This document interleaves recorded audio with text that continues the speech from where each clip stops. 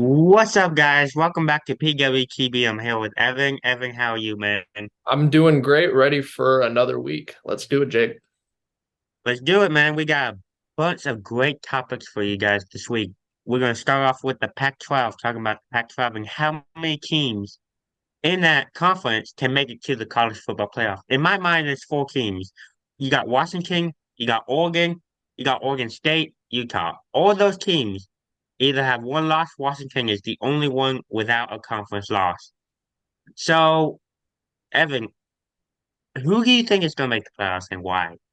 Okay, so I do want to break down a scenario eventually of how I think two teams could get in. Stay tuned for that. But I'll go with what Jake said. Who has the best? So Washington and Oregon for sure have a shot. Washington is undefeated right now. If they remain undefeated, they will be in the playoff for sure. I know Oklahoma, because we got to consider the other conferences too. Right now, Oklahoma's undefeated. That's going to be pretty tough to remain, but they're undefeated right now. And then you got Florida State in the ACC too. So it's going to be tough for two teams. Right now, if Washington State wins the conference, they'll win outright. They'll be the only team in the playoff.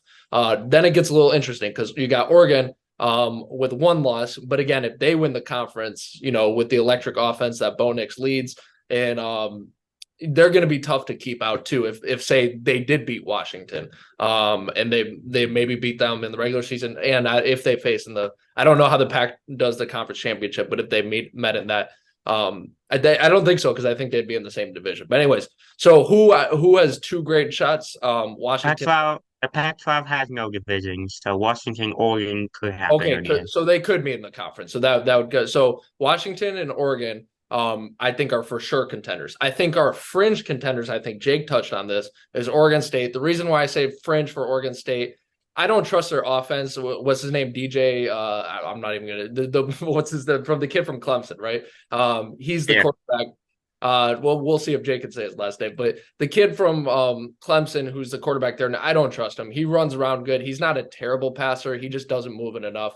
And if Oregon State wants to make it to the playoff, they're going to have to beat Washington, Oregon, and then likely one of them again. Do you think they're going to go 3-0 against all of them? Probably not, which is why I have them as a fringe contender. And I have Utah as a fringe contender too, for the same reasons. They still have to face Oregon and Washington, and then they'd likely have to beat them in the championship. And then two teams who I think are not in it at all is USC and UCLA. Jordan wanted to touch on this. He says anything can happen. Well, no, not anything can happen. No two-loss team has ever made the college football playoff. That's not going to change. USC got embarrassed by Notre Dame. They couldn't beat Utah at home. That's not a college football playoff team. And then obviously UCLA, I felt like I should mention them just because they had two losses. But yeah, they're not a team either. And then everyone else has more than three losses. So they're not even up for discussion.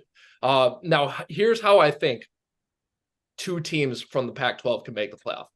I have Washington and I have Utah because I think Utah has the better chance. I think Utah has the experience. They obviously won the Pac-12 championship last year. So if they did go on that magical run, somehow beating Washington, Oregon, and then one of them again and going 3-0 against them again, you have a one-loss Utah. Depending on, and it depends on how everything else plays out in the ACC and the Big 12. But that's a compelling case to have them in, and then say maybe Washington if they only had one loss. So that's the only way I could see it is if Utah runs the table, they win the Pac-12, and Washington only has one loss. Maybe you could get both of them in, especially since the SEC is down this year outside of Georgia. But that's how I see that playing out. yeah. So there was four teams that have a chance to make the college football playoffs out of the Pac-12, but to me, realistically, only two teams actually will have a shot at making the college football playoff, and that's Washington and Oregon. Washington's undefeated. You know, Evan touched on this. Washington 7-0, leading by Michael Penix Jr. and Rome Augusto. They're leading wide receiver. Oregon's offense led by Bo Nix. You know, Bucky Irving in the backfield, Troy Franklin, the wideout position. Oregon played Washington a couple weeks ago. Oregon lost by three, coming down to a last second field goal. Camden Lewis missed it. Dan Langen's group is still a very good team, and if they beat Utah this weekend, they have a real shot. at making it, I And think. that's what I wanted to ask about too. What do you feel about Utah? Because they started the season, they had a nice win at Florida. People kind of forgot him a little bit. They had Ryzen who was injured. Did he came back, right, Jake? Or no, not yet, not yet. Okay, so he has not come back yet. But Utah, And as far as I'm aware, Cam Rising will not play this weekend against Oregon. okay, so he's not that's going to be huge, and we're going to talk about that game later. But with that, because Utah is interesting, because they won the Pac-12 last year. Obviously, it seems like Washington and Oregon, just the explosive offenses, are going to be really tough to beat. But Utah just went into USC, and again, I said it before. I don't think USC is college football playoff material, but that's not an easy win. College football is only the playoff is only 4 teams. There's still tons of other great teams, and USC is still one of those great teams. That's an impressive win. It could be something to build on. Again, the road is tough, but what do you think? I guess with the fringe teams with Oregon State and Utah, would you agree with me that Utah probably has the better route? Yeah, Utah definitely has a better route. I think their offense leading by Bryson Barnes, if Cam Rising cannot come back for the remainder of the season.